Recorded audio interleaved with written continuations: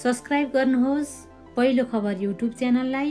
यस्तै नयाँ भिडियो सबैभन्दा पहिले हेर्नलाई। मेरो संसार हो, संसार आफैमा बोलिरहेछ। मेरो श्रीमती हैन सुखमा भन्दा पनि बढी एकदम दुःखमा साथ दिएको।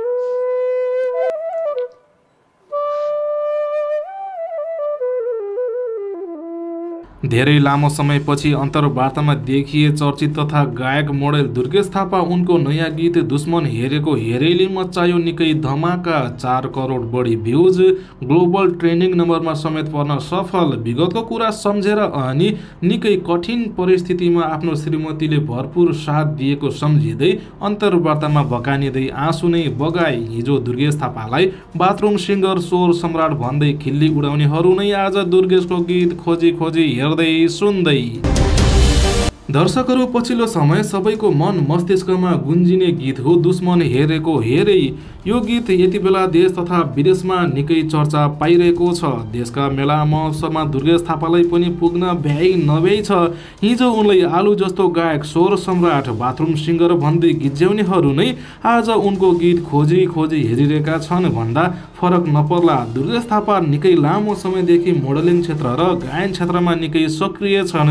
उनका कैयौँ गीतहरू हिट छन्, तर यो गीतले उनलाई नसोचेको सफलता दिलायो। गीतको शब्दले भने चाहिँ साँच्चीकै उनका दुश्मनहरू यति बेला हेरेको हेरै भएका छन्। यो गीत युट्युबमा रिलिज भएपछि हप्तौँसम्म ट्रेन्डिङ नम्बरमा समेत परेको थियो।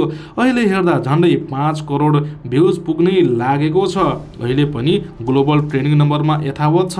मेला महोत्सवमा सर्वाधिक डिमान्डेड र व्यस्त कलाकार को हो भनेर भन्दा सायद दुर्गेश थापाकै नाम पहिलो पटक आउन सक्छ। त्यस्तै दुर्गेश थापाले नेपाल सुपर लिगको उद्घाटन समारोहमा समेत प्रस्तुति दिने भएका छन्। चैत्र 16 गतेदेखि दशरथ रङ्गशालामा हुने ओपनिङ समारोहमा उनले प्रस्तुति दिने तय भएको हो। स्टेजमा धेरै प्रस्तुति दिए पनि पहिलो पटक स्टेडियममा प्रस्तुति दिन लागेको दुर्गेश बताउँछन्। यसै लिएर म उत्साहित छु उनले भने। रङ्गशालामा 15,000 बढी दर्शकहरू उपस्थित हुने अपेक्षा गरिएको छ, जहाँ दुर्गेशले आफ्नो प्रस्तुति दिनेछन्। चैत्र 16 गतेदेखि उद्घाटन समारोह हुनेछ। खेल अघि कलाकारहरूको प्रस्तुति राखिएको छ। सोही क्रममा दुर्गेशले पनि आफ्नो प्रस्तुति दिन लागेका हुन्। त्यसैगरी उनी पछिल्लो समयमा मेन स्ट्रिम मिडियामा खासै देखिएका थिएनन्। दुर्गेश पछिल्लो समय प्रकाश सुवेदीको कार्यक्रममा देखिए। उनले आफ्नो जीवनमा घटेको उतार चढाव सबै कुराहरू सुनाए। विशेष गरी गत वर्ष पहल समीक्षा प्रकरणमा आफू मुछिएपछि जुन कुराले पीडा भोग्नु पर्यो, विवादमा पर्नु पर्यो, यी कुराहरू उनले सुनाए।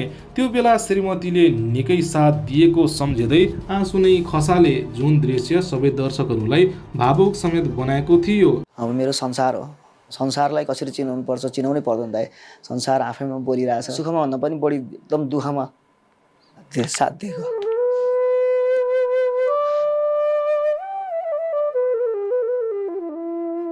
सायद म यहाँ हुन्थेन होला, सायद डिप्रेसनको शिकार हुन्थ्यो होला, आज म विदेशी नै हुन्थ्यो होला।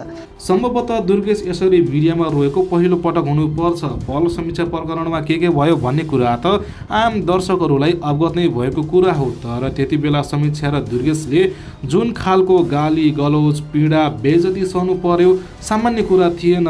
हामी जस्तो मान्छे भएको भए सायद कि देश छोडेर जान्थ्यो होला, डिप्रेसनमा हुन्थ्यो होला, अथवा आत्महत्या नै गर्थ्यो होला। यो अवस्थामा श्रीमतीले भरपुर साथ दिएको सम्झेर दुर्गेश निकै रोएका थिए। हिजो दुर्गेश र समीक्षालाई गाली गर्नेहरू आज उनीहरूले नै दुश्मन हेरेको हेरे झैँ भने झैँ पारेका छन्।